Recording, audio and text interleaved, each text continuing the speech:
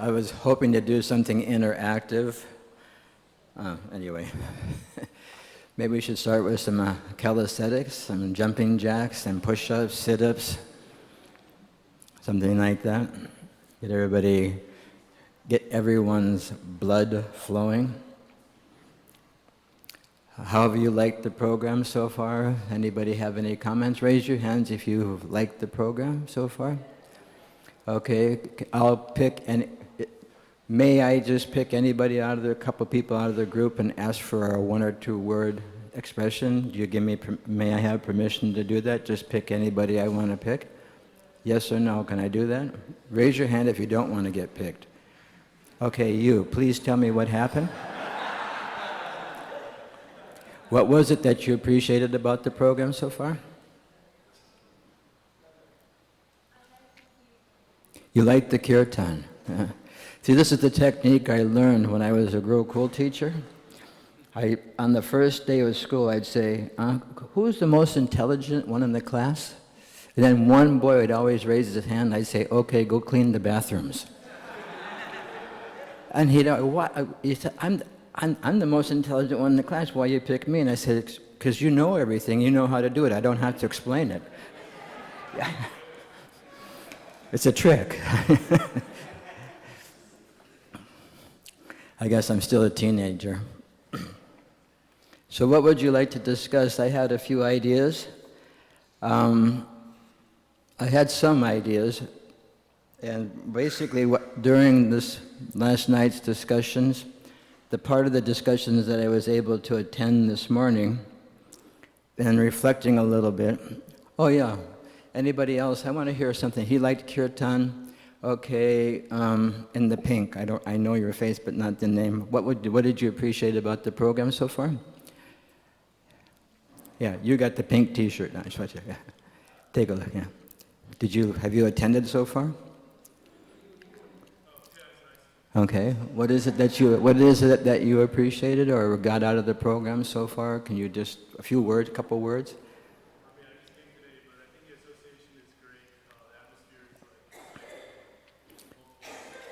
The atmosphere is good, the association is great, and you're hopeful for your spiritual growth, huh?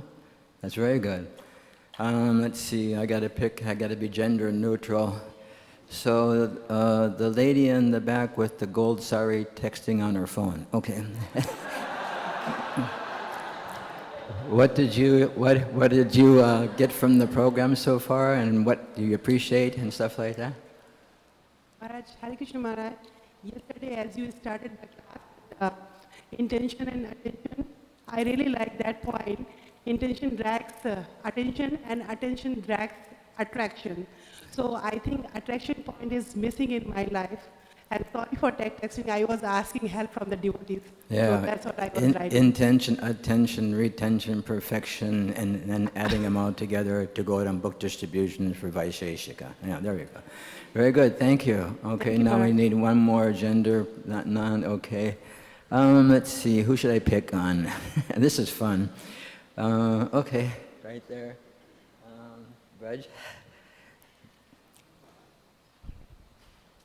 I really appreciated the tips given for chanting, like focusing on Hare, and then also, looking at the mantra and looking at pictures, those things. Okay, nice. Some what do you call it? Assistance, little assisting things that can help us.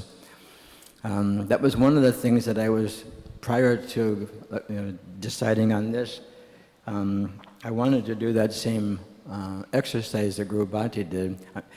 That I also learned in Japa retreats, that we pick a word like Hare Krishna, Krishna Krishna, Hare Hare, Hare Ram, Hare Ram, and it just kind of like, it just comes like this, and it makes it so it refocuses. It's kind of like resetting your internet. It's kind of like resetting, your mantra thing. So that's very good, something that we're getting. So this is very good. Now, I think what I'm going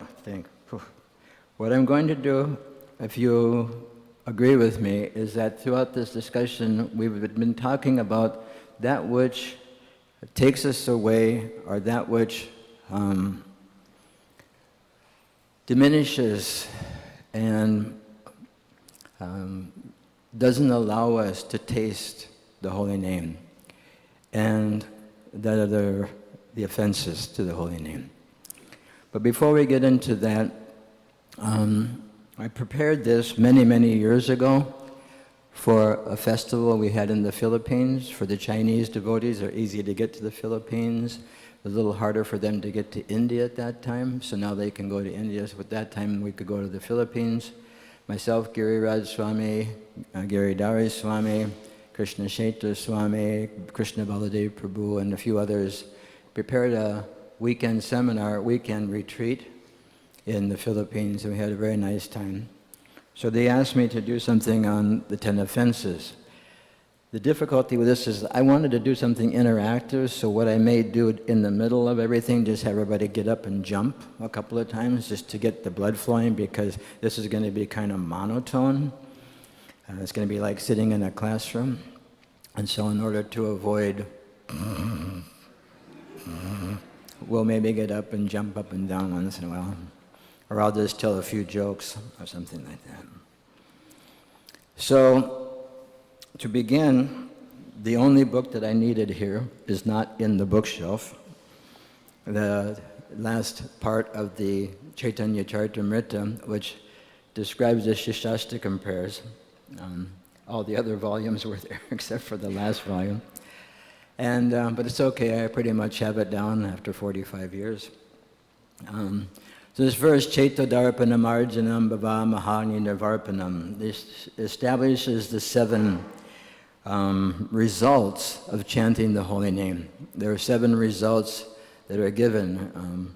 It cleanses the heart, it extinguishes the fire of material existence, it awakens our spiritual identity, it gives life, or it is the wife of spiritual knowledge, it is the life of spiritual knowledge. It produces within the heart an ever-increasing sense of transcendental joy or transcendental happiness. It fulfills that which we're hankering after. Living entities either hankering or lamenting, right? And so that which we're hankering for is actually a spiritual substance, not a material substance. So the holy name itself will give us that spiritual substance. And the holy name, according to this first verse, allows us to become supremely victorious over material existence.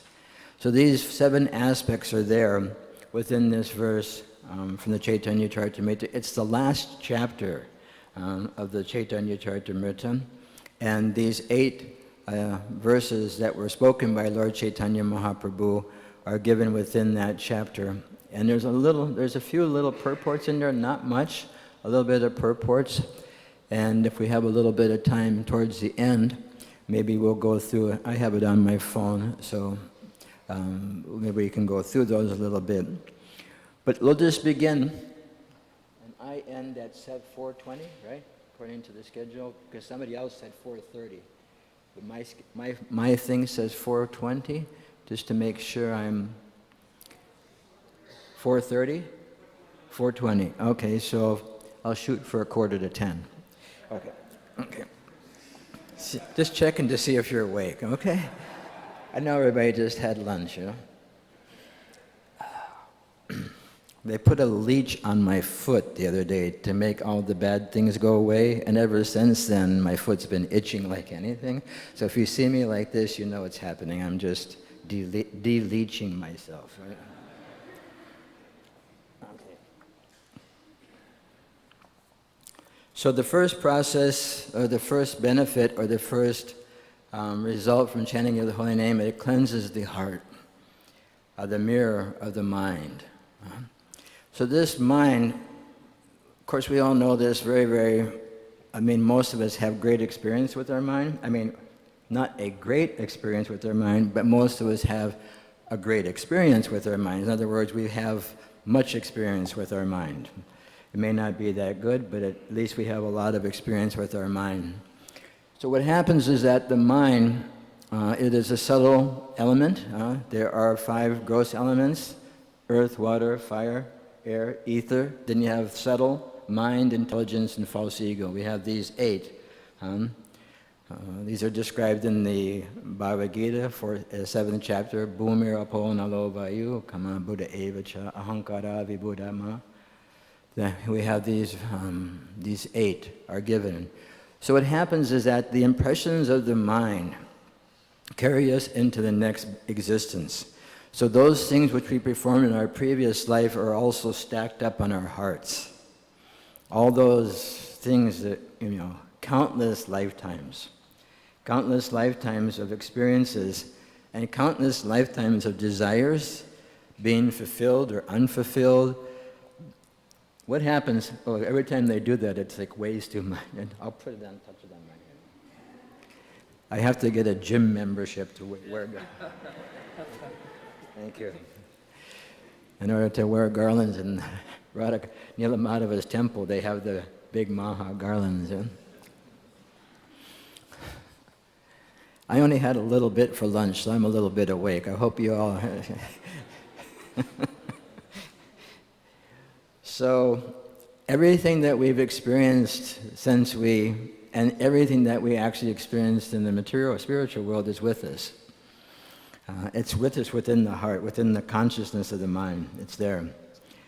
We have a purified mind. That part is very, very much wanted for us right now.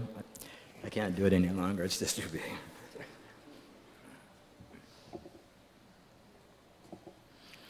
And so what happens is that wherever it's just like the mind with the what do you call it? The propellant or the assistance of the supersoul. Due to the thoughts of the mind, the supersoul takes us to our next engagement. So all these conditions, all these different impressions that are on our heart for so many millions and millions of lifetimes, just residing there. And through the chanting of the holy name, it cleanses the mirror of the heart, the mirror of the mind. Radhakrishna Prabhu this morning mentioned that Krishna becomes the sweeper. Imagine that. We've come to the condition or the position where Krishna has to take such a humble position that we're such rascals that he has to come and sweep up that which we've messed up. Just like we've all had that experience when a superior person comes into our environment and starts cleaning up after us, what that feels like. Anybody ever experienced that? Yes or no? Yeah? Like if your mom visits your apartment and starts tidying up, it's like, come on, Mom, it's like my apartment. Your guru walks into the house and starts doing a white glove test and says, So we have that experience, and so Krishna takes on this role, where through the chanting of his holy name, he cleanses. He personally comes and cleanses all the dust that's been accumulated on the heart for millions and millions of lifetimes. And through this process of chanting Hare Krishna, it awakens that. Of course, that will be revealed later on. And so what happens is that through that process, the forest fire of material life, in other words, that which we're hankering for on the material level is destroyed. It's like a burning fire. It's like a burning fire. You all know I've worked with the youth for many, many years. And one time we were at Yellowstone National Park and there was a huge fire. There was a forest fire at Yellowstone National Park. And I think we were the last car out. That we were literally the last car out of the park. And I saw this forest fire. And it is blazing. And all I could think was Sang Saradava Nalalita Lokam. The only thing I could think of is the blazing fire of material existence. It's so intense. Unless you've been next to a real forest fire, like a real blazing forest fire, and the fire brigade or the fire department was there, and they were simply trying to, make it so it didn't go anyplace else with bulldozers and all kinds of things, because you could not put out the fire. But there's only one thing that Srila Prabhupada or the scriptures mentions, that if a rain cloud, a powerful force comes and inundates that fire, then it can be extinguished. And that is the mercy of the Holy Name and the mercy of the Guru. The spiritual master is like a shower, it's like a rain cloud that comes and showers the mercy. And that mercy comes in the form of the Holy Name. And it extinguishes the material, the fire, that material forest fire is removed from within the heart. And once that fire, and once those desires are reduced, then what happens is that we begin to awaken an understanding of our true identity. This begins on a theoretical platform to start with. We can all theoretically understand that we're not this material body, that we're spirit, soul, part and parcel of Krishna. This is there within our scriptures. In the introduction to the Bhagavad Gita, Srila Prabhupada explains that one should read this Bhagavad Gita at least theoretically understanding that Krishna is the Supreme Personality of Godhead and has personally come to speak this information to us. And so this is the way we interact with the Bhagavad Gita. And so what happens is we get a little bit of theoretical understanding that we're not this material body. And with that theoretical understanding, we can develop a little sense of detachment. In other words, knowing that we're knowing that we're not this body, at least in a theoretical level, when the body makes demands, we can say, wait a second, that's not really me. And that is the knowledge that we're talking about here. Understanding our spiritual identity is the life or the wife or the companion, the companion of knowledge. In other words, understanding this situation that we're in is not our true situation. And so what happens is that because we're actually spirit souls, part and parcel of Krishna that has an eternal loving relationship with Krishna, that natural loving propensity for Krishna has now been transformed into desire, kama, for material sense gratification. I've explained this to this group many, many times before, that the reason our desire, our lust for material sense gratification is so intense is because it's just a perverted reflection of our natural loving propensities towards the Supreme Personality of Godhead Krishna, which is Anandam Buddha. It is ever expanding.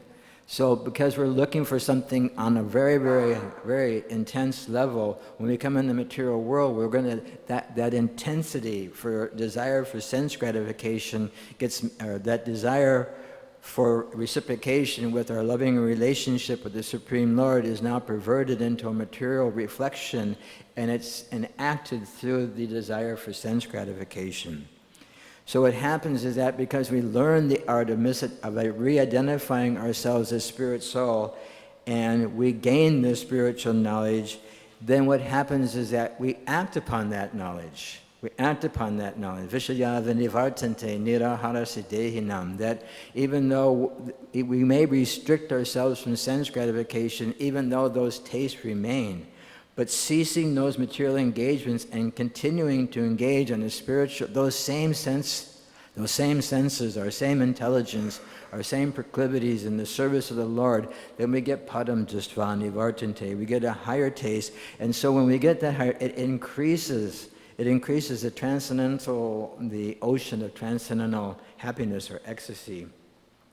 And that is what the soul is actually hankering for. All those things we think that we need, all those things which we think we're hankering for, all those material acquisitions, be they personal or extended, are illusory, are simply illusory desires. They have nothing to do with us on the spiritual level. It is a phantasmagoria. I learned that word in the Hare Krishna movement. Anybody ever used that word before, phantasmagoria? Never. Huh? Phantasmagoria. It's like one of those Hare Krishna words you learn. Huh? We know what it means, right? It's like the Bhagavatam says, like the eggs of a horse or the flowers in the sky. There's no such things as the eggs of a horse. There's no such things as a flower in the sky. It's phantasmagoria. So all these things are there. And so what happens is that by engaging like this, what happens is that it gives us as spirit soul the taste for that which we are actually hankering. When we connect fully with the holy name of the Lord, when we connect fully with the devotional practices, the devotional service, then we as spirit soul become happy and we can actually give up all material situations. As simply as Dhruva Maharaj said, I was actually looking for something so great. I thought it was diamonds, but all I found when I come to see Krishna, I realized all I was looking for was broken glass. You know that story, right? Everybody know the story of Dhruva Maharaj? Raise your hand if you know the story. I'm just trying to get you to wake up, okay? See the techniques, huh? Speaker's techniques, right? So Dhruva Maharaj said, I was looking for something very valuable. He was looking for a kingdom greater than his, literally greater than Lord Brahma. He was looking for something beyond this universe that was available. He said, I want this. It's like one thing to want like a new car or a new house or a new this or new that, but to something that's even beyond almost universal conception is what Dhruva was looking for. And when he saw the Supreme Personality of Godhead, he realized that which I was hankering for, which is something even greater than we can even imagine, was simply broken glass to him. So he became victorious over material existence by this process. And in the same way, through this chanting of the holy name, we can also become victorious. We can become victorious over the pushings of this material energy. Anybody know the 6 pushings? Anybody know a verse that describes the 6 pushings? I'll give you one verse. Vacho, Jiva, Krodha, Uttara Pasta Vegam. You know this verse? Vacho Vegam, Manasa Krodha Vegam, Jiva Vegam, Uttara Pasta Vegam. The urge to speak.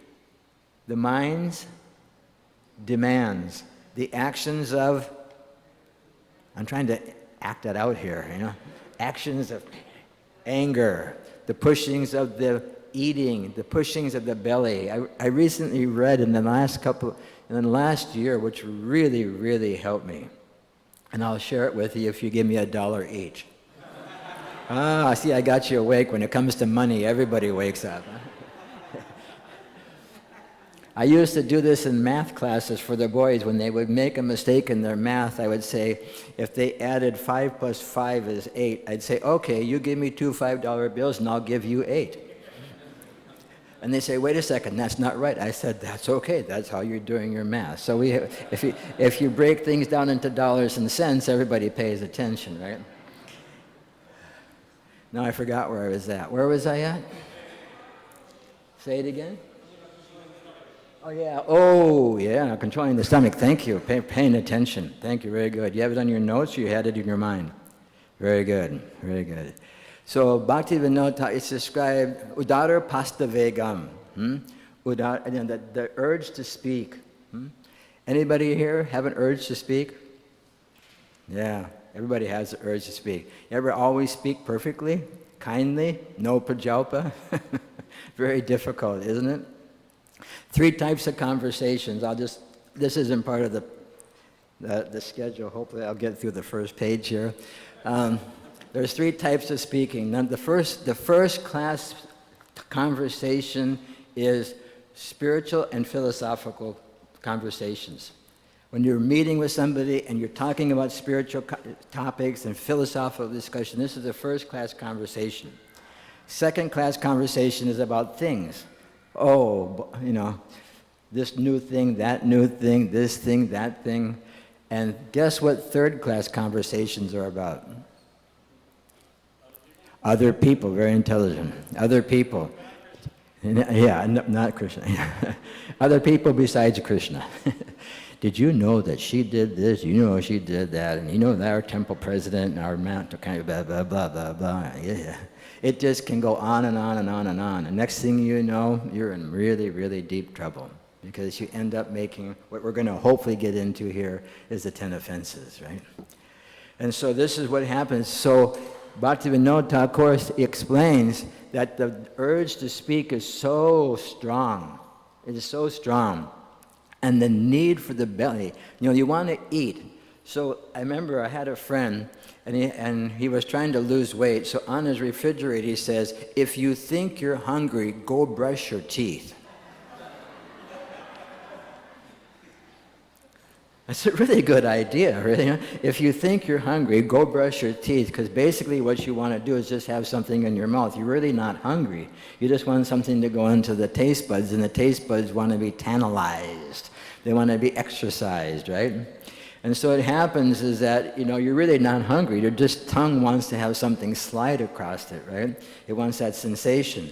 And then the belly, anybody here? How many doctors we have in the room? I know we have another group out to here. We have Jai Shri, and we have one in the back. How big is the stomach? Show me by your hand how big the human stomach is. This big, huh? Jai Shri? About that big. How thick is it? It's about that big, and how thick? An inch thick, 2 inches, 3 inches? Huh? Depends on the say a normal person that doesn't normally overeat. The tummy is about this big, right? Let's say the tummy is about this big. When I look at my plate on the table, oh, everybody just had I think they just had an OMG. Not oh my God, oh my gut. Oh my gut's not that big. What am I going to do? So that's what happens. The gut demands, make me, fill me, fill me, fill me, fill me, overstretch me, work me out. It wants that's what the gut does. And then obviously the next pushing, we all know what that is. We don't need to go there. And so what happens is that through this chanting of Hare Krishna, we cleanse the heart. We extinguish the fire of material existence. We awaken our spiritual identity. We gain spiritual knowledge, which gives us an ever-increasing understanding of our feeling of transcendental happiness, which fulfills the hankerings in the heart, and then we become victorious over the material energy. So these are the 7 aspects. So if the holy name is always victorious, then why do we not achieve neither attraction for Krishna, Krishna's name, nor the results of chanting the holy name? There are 4 reasons. Number 1, should I give you the Sanskrit? Should I just give the translation? Anyway, it's called Rtadhvaja Swami. That is, if we only have, I know this is going to be a little technical and you probably won't remember all this stuff, but I'll just try to skim over it real quickly. And if we only have a superficial understanding of the truth of Lord Chaitanya's teachings, we become confused about how to progress. And so in other words, we really have to have a basis of spiritual knowledge. Ultimately, all spiritual knowledge can come simply through the chanting of the holy name. But in order to sustain ourselves on that practice of the chanting of the holy name, because in the beginning, we're going to chant offensively. And in order to sustain that, we have to have we have to have a good grasp of spiritual knowledge to sustain continue to compel ourselves to continue to chant the holy name, even though there may not be a taste. There may not be a taste. There are 3 modes in material nature. Happiness in the mode of goodness. What are the symptoms? According to 18th chapter. If you know the 18th chapter, what is the symptoms of happiness in the mode of goodness? Raise your hand if you know. Yes? Yes, it starts out like poison in the beginning and it becomes nectar in the end. That's the nature of the mode of goodness. Spiritual life has to be based on the mode of goodness. Mode of passion and ignorance, very difficult to engage, very difficult to advance in spiritual life. Mode of goodness, that is the platform by which, and if you study the Bhagavad Gita, you study our scriptures, you'll understand that this is the basis by which we propel our spiritual growth, is from the mode of goodness. What are the 4 pillars of the mode of goodness? No illicit sex, no intoxication, no gambling, and no meat eating.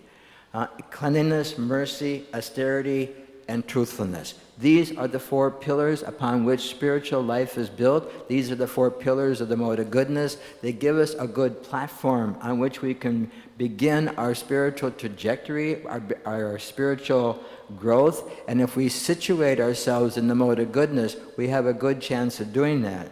So if it's incumbent upon us all to have a good, sound understanding of the truth that is being given to us by Sri Chaitanya Mahaprabhu through these teachings of Sri Chaitanya. Bhagavad Gita, he literally came to teach Bhagavad Gita, Srimad Bhagavatam, and we have his Chaitanya Charitamrita, Chaitanya Bhagavat by his pastimes and stuff like that. So these are our main books. Srimad Bhagavatam, Srimad Bhagavad Gita. If we can understand the essential teachings of this. In fact, Srila Prabhupada said in the introduction to the Bhagavad Gita, he said, actually Bhagavad Gita is all you really need to know. If you can really just understand the Bhagavad Gita, your life is complete. And therefore he said, let there be one book, Bhagavad Gita, let there be one mantra, Hare Krishna, like that at the end of the introduction to the Bhagavad Gita.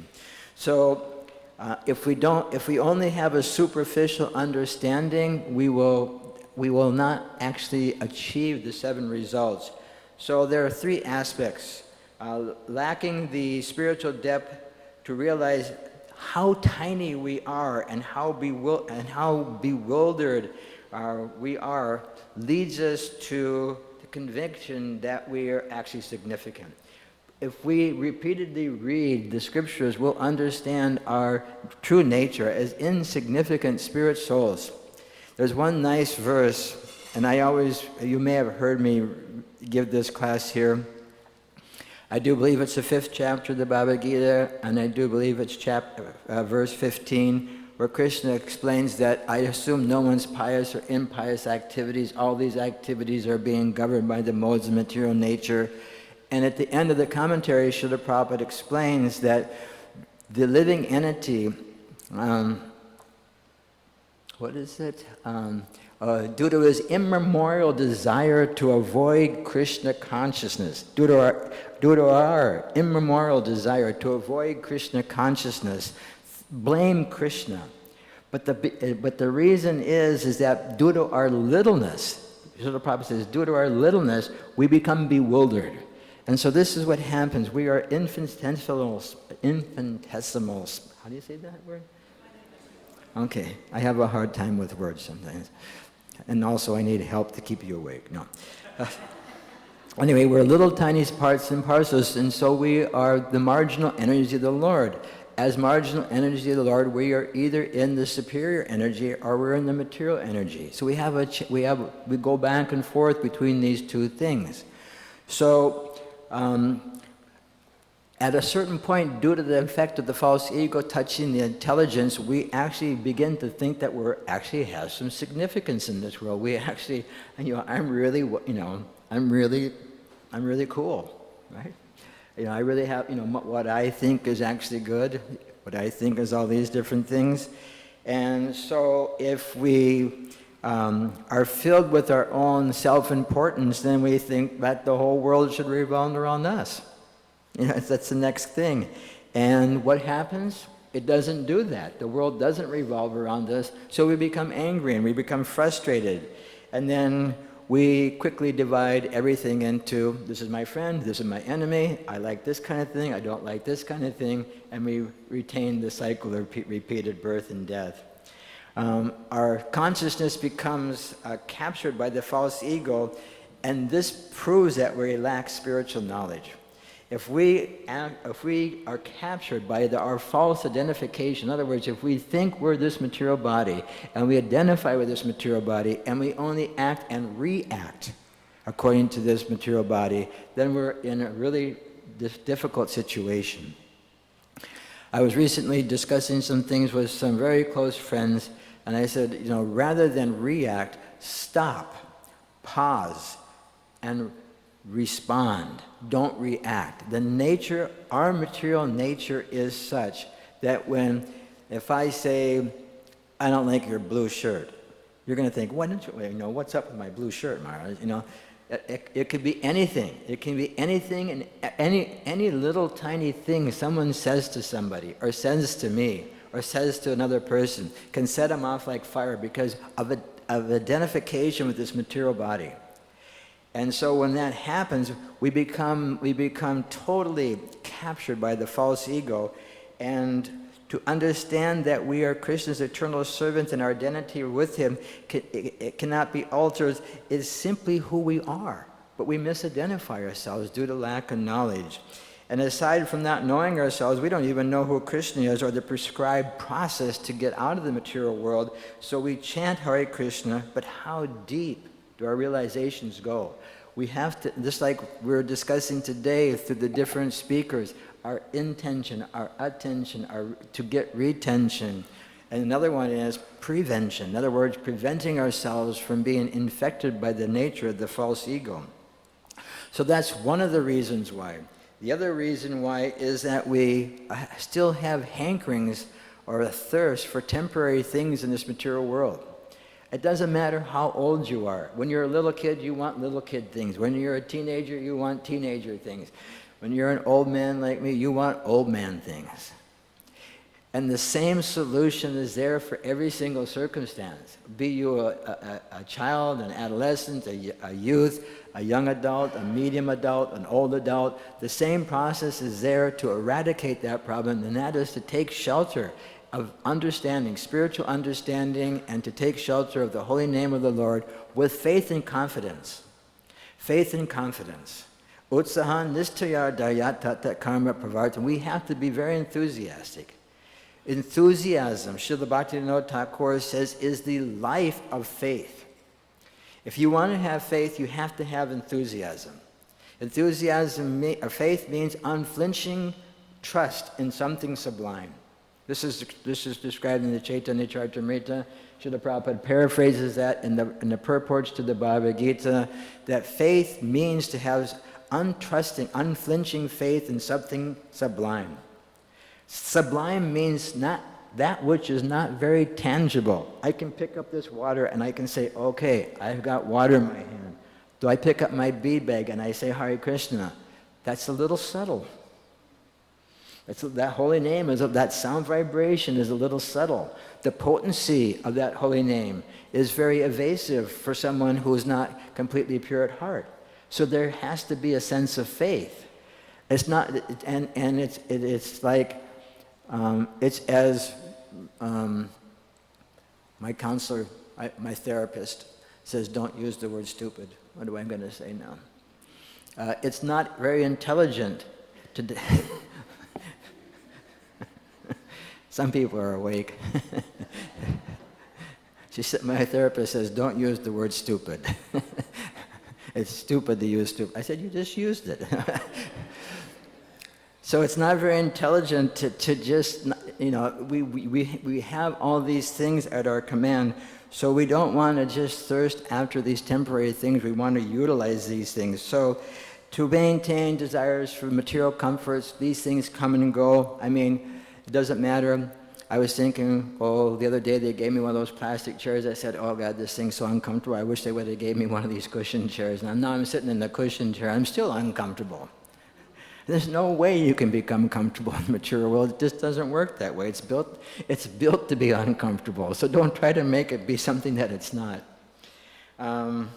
Some of us may have desires for heavenly pleasures. Somehow or another we've missed that one.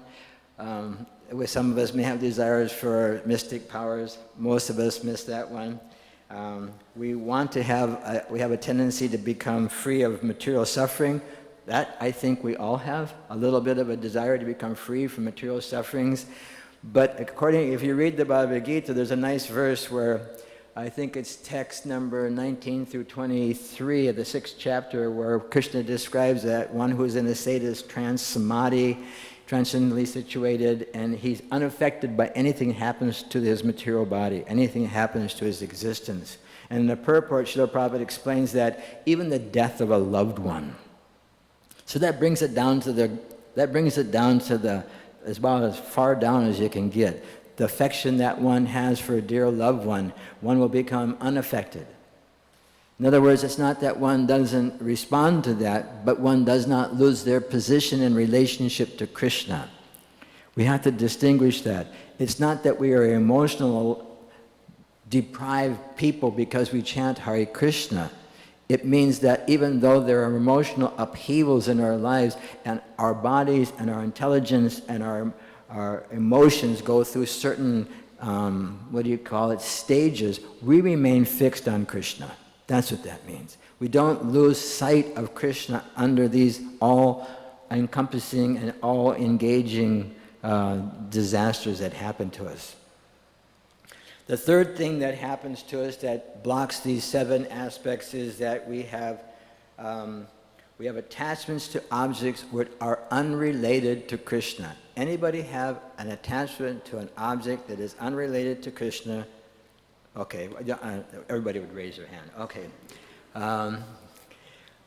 We are deceitful. Anybody ever hear me give the example, like,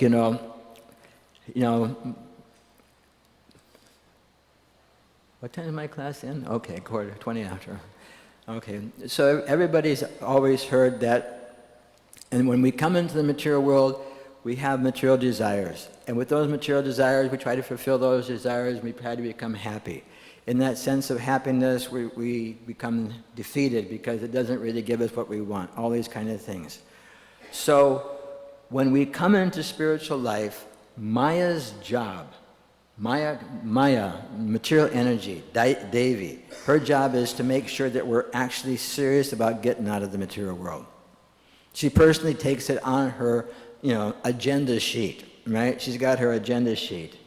May I use you as an example? Nila Madhava decides he wants to get out of the material world. Okay, well, what about this one? What about that one? What about a new Telsa? What about a new, whatever, a new apartment, a better house, better job? Maya will give you a long list of things that you never knew you were even attached to. And now all of a sudden that's just my phonetic way of saying, they're popping up one after the other, unbeknown to us by the influence of Maya's energy. They're showing us, oh yeah, you really want to get out of the material world? Try this out for a while. Try this ride, try that ride, try this thing, try that thing. And then not only that, but at the same time, we personally, we have our little bag of Maya that we kind of keep. What was the word I got this from? We're on which one number? Oh yeah. And we are deceitful. We tend to cheat. What are the 4 defects? We're an illusion. We make mistakes. We have imperfect senses. And we have a tendency to cheat. In other words, be deceitful. So each and every one of us has a little bag of things that we're not really quite ready to get rid of, that we keep our little Maya bag on the side and we hide it. So nobody can see it. Want to see mine?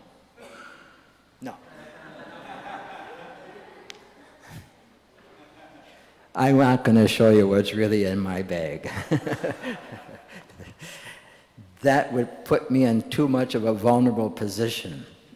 You know what vulnerability does? I can give a whole lecture on vulnerability sometime. Vulnerability means that you expose yourself, and if you expose yourself, does that mean that those people who now respect you will still respect you, or are they going to reject you? This is the vulnerability clause.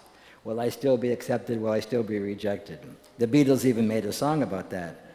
When I get older, losing my hair, many years from now, will you still need me? Still you will feed me when I'm 64.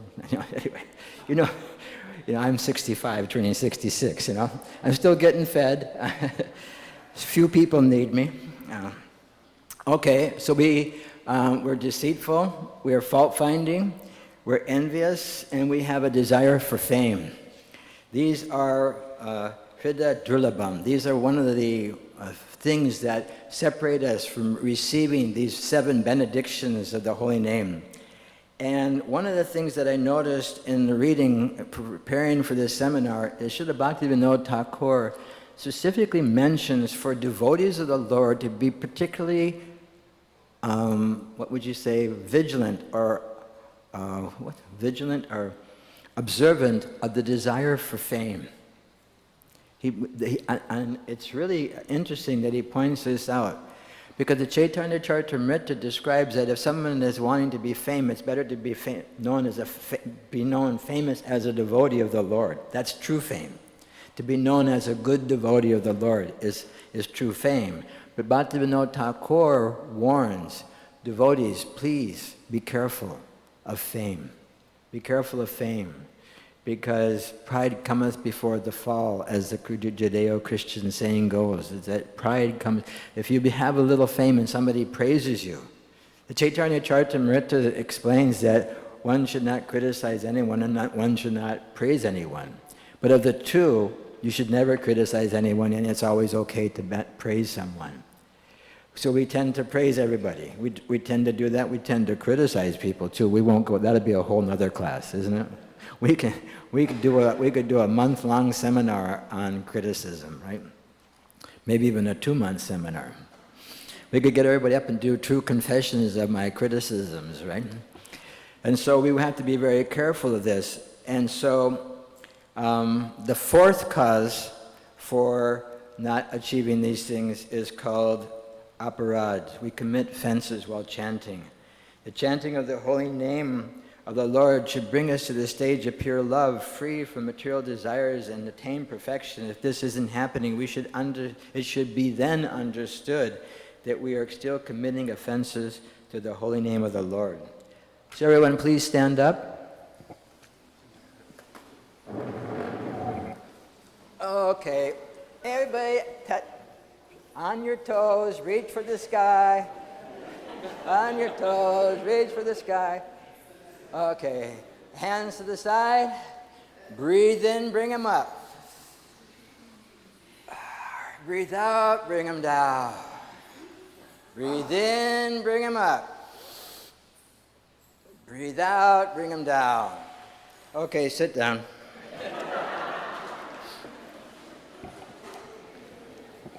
That was my little interaction to the class. Did it help anybody?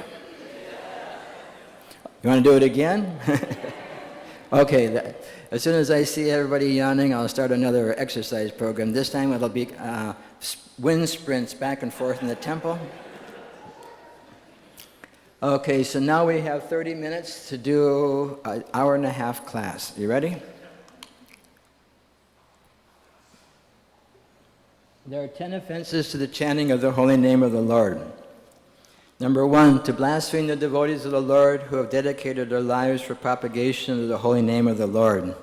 This is known as the mad elephant offense. The seed of devotion grows within the heart of every devotee, and it is compared to having a mad elephant come in and smash that creeper of the heart. We have to understand that who is sadhu?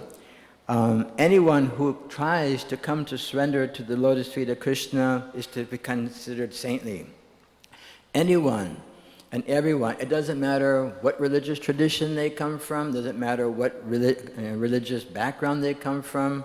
We're in the Hare Krishna movement, we're totally non-sectarian. We accept everyone who worships Krishna, with whatever understanding they've been allowed to get according to their karmic reactions of their previous life. They're given a certain level of understanding.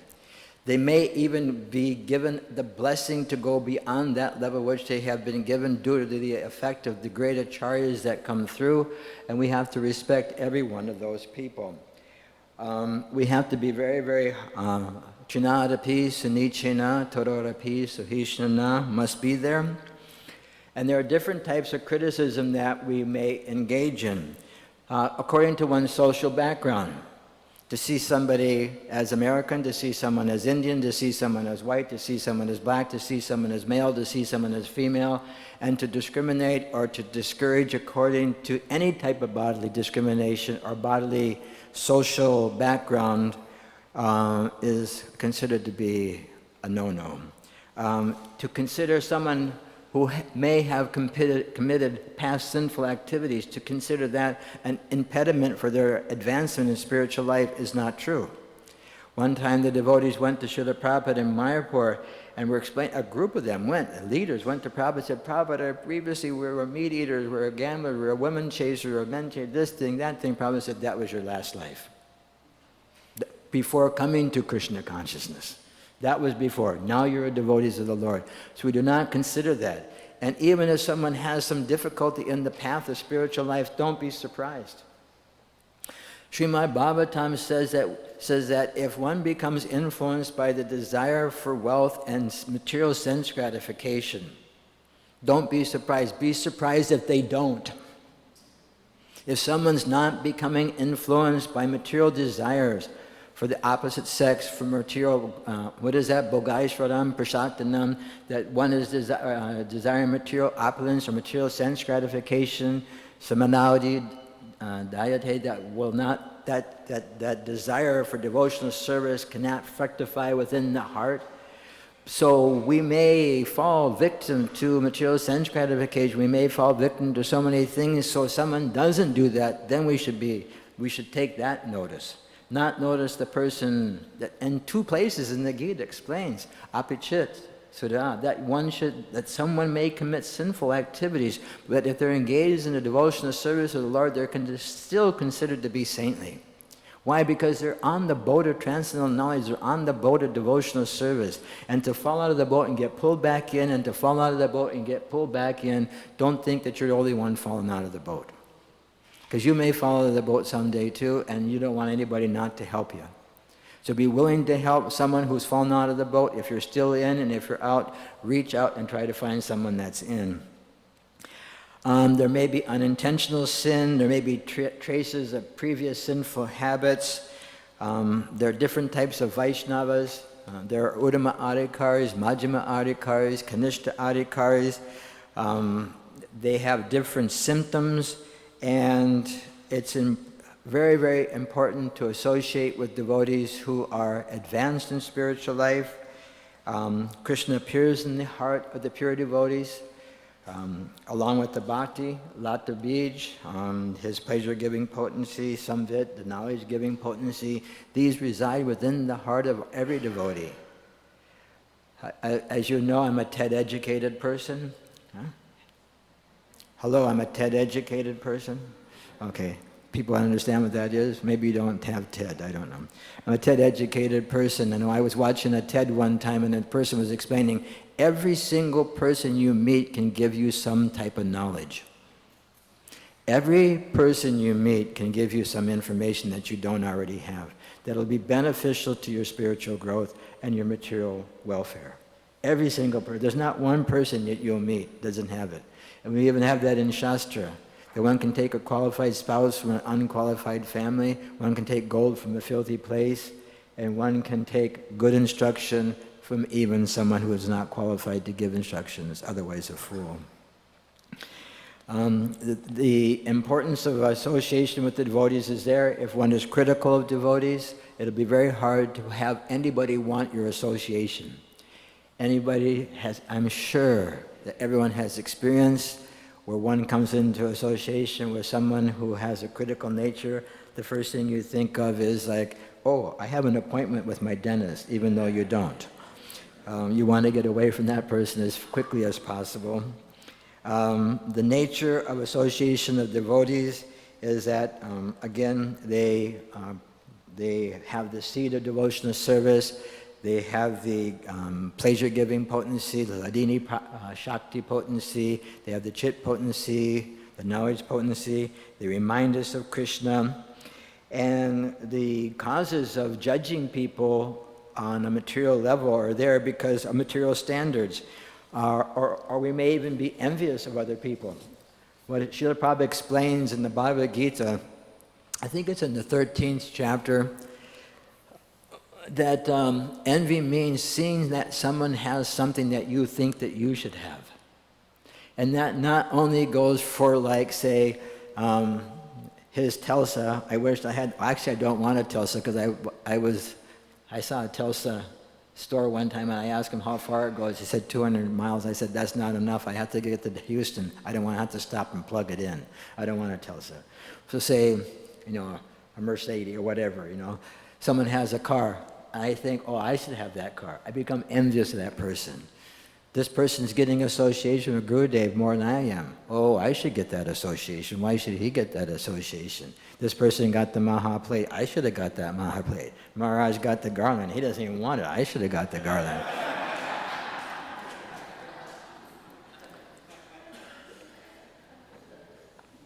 So you see how envy can transfer over into spiritual life, right? envy can transfer over into spiritual life. And envy is the root cause of our coming into the material world. And so we have to be very, very, very careful not to find fault. And the main cause of this type of founding is bad association, undesirable association, because bad association causes us to lose bhakti. Why does it cause us to lose bhakti? Because the mad elephant stomps out our bhakti lata kripa. And so asat sangha, it can be divided. I'm running out of time. I'm only on the first one, and I still got 5 pages of this. Anyway, there's different types of, we don't want to associate with mayavadis, hypocritical people, people who hanker after sense gratification, or envious, or even atheists. I met an atheist when I was in Hong Kong, and I shook his hand and said, "That's amazing. I don't have enough faith to be an atheist." I'll say it again. I don't have enough faith to be an atheist.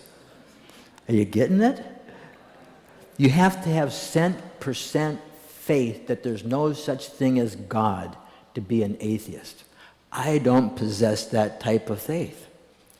In order to be an atheist, you have to be 100% convinced there is no God. I said, "You're an amazing person.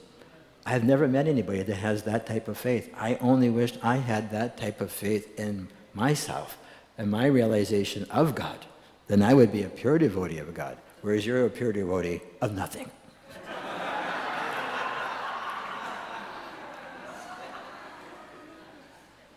I actually didn't say that. I just brought it up just to get the crowd going. So we don't associate with Mayavada. So there are 2 types of associating for causing criticism of the devotees, outside the temple, non-devotees. So we give association, we take association, and we have social dealings. So most of the when we joined back in the day, when we joined, everybody, we lived an isolated life. We had a sacred space. Our whole existence was a sacred space.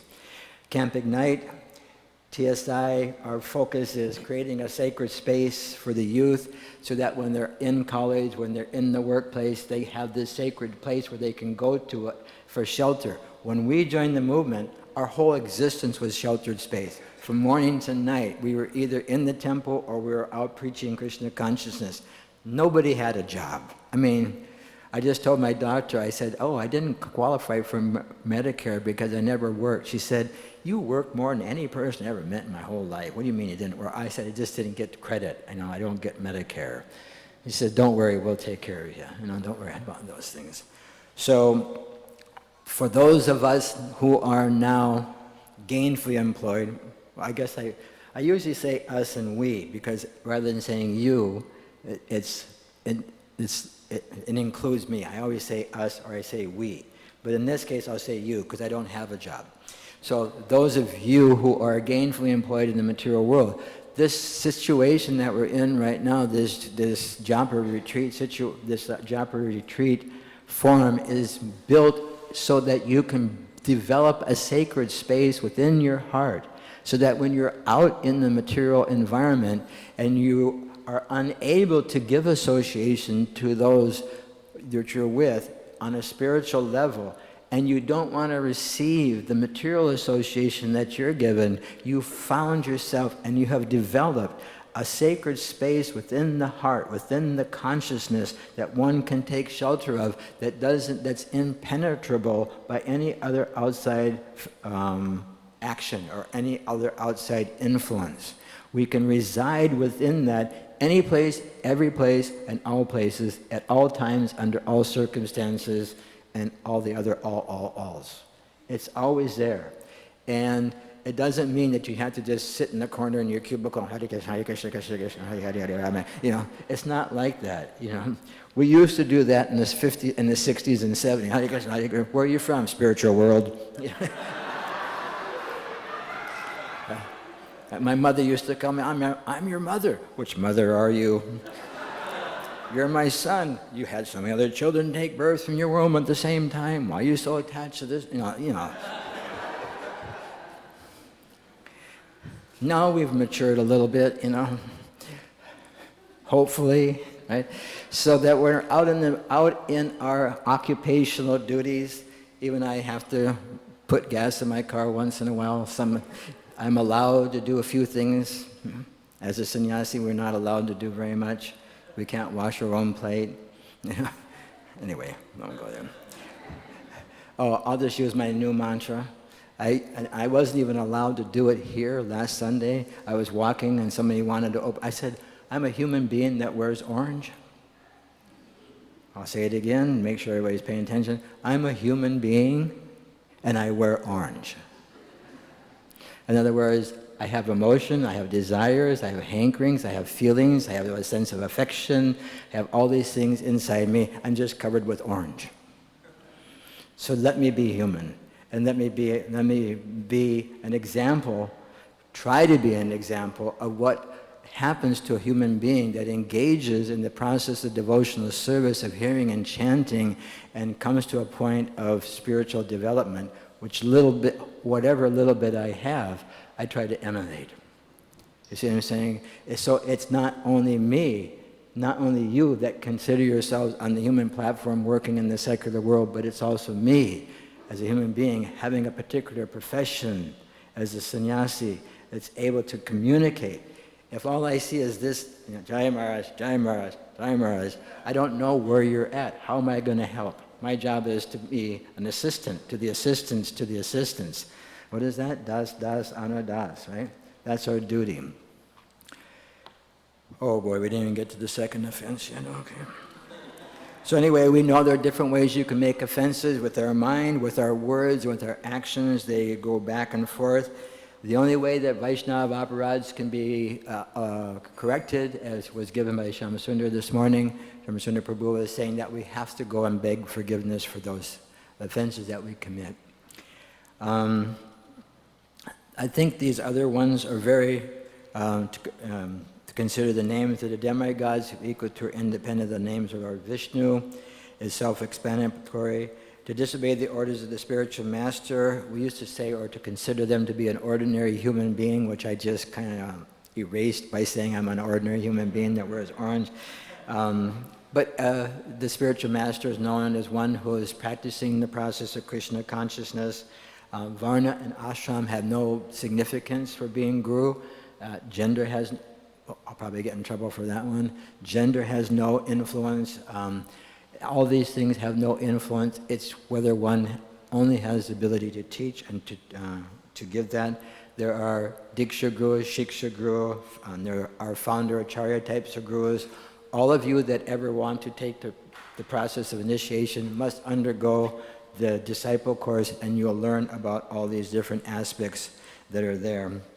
Another offense is to blaspheme Vedic literature or any literature that's in pursuance of the Vedic version. And that is entailed with many, many scriptures. Those of you who know me and see me or hear me give class on Sunday, you'll notice that I often quote from the Judeo-Christian scriptures, and I say it's the same message, just given in a different language. It's the same message, love God with all thy body, mind, and heart, body, mind, and soul. That's what Krishna consciousness is about. Another one is to give some interpretation on the holy name of the Lord that we know. We don't need to interpret it. The holy name itself is self-effulgent, it's self-understood. The more we engage in the chanting of the holy name, the better off we are. The way to overcome aparad is to continue to chant and incessantly and constantly chant the holy name. If you go into the 8th chapter, there are three verses answering Arjuna's questions. How can one engage in devotional service, know Krishna at the time of death? And the first thing he says, for one who always thinks of me, he will go to Krishna. Whatever you think of at the time of death, that's where you're going to go. And therefore, one should think of Krishna and at the same time carry out their prescribed duties. No one's allowed to go on unemployment in the name of Krishna. You can't say, oh, I'm going to be a devotee and go on unemployment, unless you really, really want to just come here and be under the control of Shyamasundar and Saranga Thakur and have them telling you where to go, what to do, and where to be at every single moment of your day, just like your boss or your spouse. I'm just checking to see if you're awake. You failed that one, by the way. So anyway, unless one's willing to undergo that process. So another one that's important is the seventh offense, not to commit sinful activities in the strength of the holy name. That's self-understood. We don't just say, anyway, I won't do that joke, there's not enough time. In other words, we just don't commit sinful activities, then Hare Krishna, and have a beer, Hare Krishna, Hare Krishna. No, it doesn't work that way. We don't dust off, we cannot, it's like the elephant taking the bath. In the sixth canto, elephant taking the bath? My Bhagavatam scholars here, Radha Krishna, sixth canto. The elephant takes a bath, and after he gets done taking a bath, he pours dirt all over his body. So we don't want to do that. To consider the holy name should just be an auspicious ritualistic activity. As the Bible says, one should not have vain repetition of some vain repetition. The holy name is not a name in vain. The holy name has all potency. It is actually God. Namnamakadi buhujani jasarvishati tatarpita niyamita smanane nakalaha. That Krishna has, our God, whatever you want to say, the Lord has hundreds and millions of names, and in each and every one of these names, Sarva Shakti. All God's potencies are present within the name of God, and it doesn't matter what name of God you choose. They all contain the potency of the Supreme Lord, and one will get the benefit of that. And so it's not an artificial, ritualistic thing. Another offense is to instruct the faithless person. This is explained that what this means is that one should not give the intimate details of the higher levels of Krishna consciousness, and it also means that one should not, to instruct a person means to initiate them and to become their guru unless they're qualified. This we heard from that story this morning, or was that last night, when Haridas Thakur was out, last night, right? Haridas Thakur was out chanting loudly, and the Smarta Brahman came and said, don't do it out loud, because he was afraid that if I hear the holy name from this Muslim, chanting Hare Krishna, he'll have to become my guru, and I'll end up being a Muslim rather than a Hare Krishna. Anyway, all these things are a little stretch of the word, to say nothing, to say the least. And then the 10th offense is to not have complete faith in the chanting of Hare Krishna, and to maintain material attachments even after understanding so many instructions on this matter. And we first must understand the nature of material attachments, how they bind us to material consciousness, and how they obstruct us from material consciousness. If we can actually understand Yehi Shangsparsha Boga Dukkha Yonana Evate, that an intelligent person, 5th chapter, 22nd verse, an intelligent person does not partake in the objects of the senses, does not engage his senses in the objects of the senses, knowing them to be sources of misery. How many of you think that when you see something beautiful on the material level, hear something on the material level, beautiful, smell something on the material level that smells good, taste something good on the material level, touch something on the material level, see it as a place of misery? Raise your hand if you're on that level. You're on that level. Amazing. Thank you. We have one. Very, very hard to get on the level. Very, very hard to get on the level where every knowledge acquiring sense, seeing, hearing, smelling, tasting, and touching, is that we come in contact with the material body, which is governed by the modes of nature, that we see as a source of misery, because it's going to cause me repeated birth and death. That's why it is a source of misery. Because if we become attached to it, we're going to have to take birth again in the material world to experience that pleasure, or to try to experience that pleasure again. And the final one, the 11th fence out of the 10, which Radha Krishna Prabhu kindly brought up this morning, as the source of all offenses, is to be inattentive while chanting the holy name of the Lord. It's called pramada. Pramada means madness. It's madness, to be inattentive. Actually, you must have read some of the same books, Borjan's books, Sattvarup Maharaj's books, Satchidananda Maharaj's books as I did, because it's inside my notes also. It's called pramada. It means madness, inattention. While chanting the holy name, it's called madness. It's called adasinya, which means indifference or lack of attraction. We are attracted to many things. Even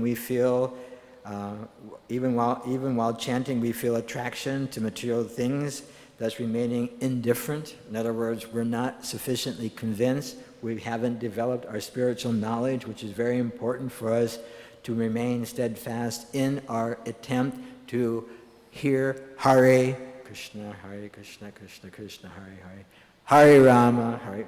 Can you guys help me? Hare Krishna, Krishna Krishna, Hare Rama, Rama Rama. With that intention, being that convinced, we become deluded. We can even chant 64 rounds a day. The heart will not, if the heart's not engaged. If the heart's not engaged, there'll be no taste. Who explained this morning? Even a parrot can be trained to chant Hare Krishna. Even a machine, you can train a machine to chant Hare Krishna. I think even Srila Prabhupada said that. I have to get this point. It's in some place, in some written, that a bird chants Hare Krishna, but at the time of death it just goes, ah, ah, ah. It doesn't chant Hare Krishna because it's not chanting from the heart. It's just a rote recitation of the holy name. Jada, laziness, just like, okay, gotta get up and chant my rounds, okay. Distraction, we all know what that is. I just saw a very nice, we call those things podcasts, Shivaram Maharaj, you call that podcast? He sets it all up, and it's a staged event, and he said that television is the #1 enemy of the Vaishnava. The room kind of went quiet there. Television is the #1 enemy. He said if the average family has at least 2 televisions in their house, and they recommend take the one out of the bedroom, he says, I recommend take them all out of the house. Just get rid of them.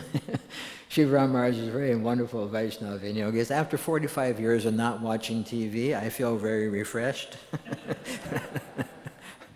And so there are many types of distractions that we have. I have mine right here in the bag, but I'm not going to tell you about them. We all have our little distractions. And so the nice verse, I quoted that verse, the 19 through 23 from chapter 6. The next verse, Anistayena yuktavyo, one should practice devotional service with firm determination and faith, and not being deviated by manaratam. That's a different word. Manaratam is from the 2nd chapter, but it means the same thing. The chariot of the mind. The chariot of the mind will take us here and there and everywhere, and even places we don't want to go, the mind will take us. And so we want to overcome that. And so the best thing is we know that whatever goes in comes out. We know whatever goes in comes out. So we have to be very careful what goes in. Because what if something else goes in? If I could only remember as many Bhagavad Gita and Bhagavatam verses as I do lyrics to songs when I was a kid, I would be able to give a wonderful Bhagavatam class. In fact, sometimes I even sing those songs during the Bhagavatam and the feast classes. Because, what goes in comes out, isn't it? What goes in comes out. So there are so many distractions that happen to us. That cause other forms of inattentive chanting and endangers other offenses. So it impairs one to overcome the attractions to wealth, to the opposite sex, to positions of material success, prosperity, cheating. And we should avoid these distractions. These distractions are there. We know what these things are.